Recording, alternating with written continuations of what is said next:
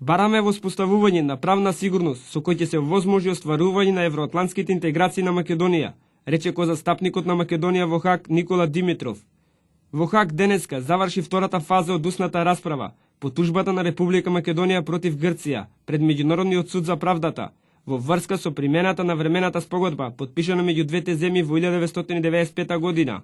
Бараме од судот да не заборави и да го утврди неоспорниот факт кој го покажува однесувањето на тужената страна во 2007 и 2008 и дека таквите факти јасно покажуваат кршење на времената спогодба од 95-та. Game over. Тужената страна сака да наметне дека НАТО самостојно одлучува за апликацијата на Македонија, рече во своето излагање професорот Шон Марфи од Универзитетот Џорџ Вашингтон. Професорот Пиер Клейн ги отврли тврдењето на грчката одбрана дека случајот во Хаг е поврзан со прашањето за името и оти судот не е надлежен да одлучува по македонската апликација. Грчките застапници, истакна Клајн, не презентираат докази, не изнесува аргументации во прилог на тоа. Предвидена усната расправа да заврши во среда со настапот на грчкиот тим.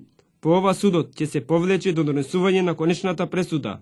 Се очекува таа да биде соопштена најдосна на есен.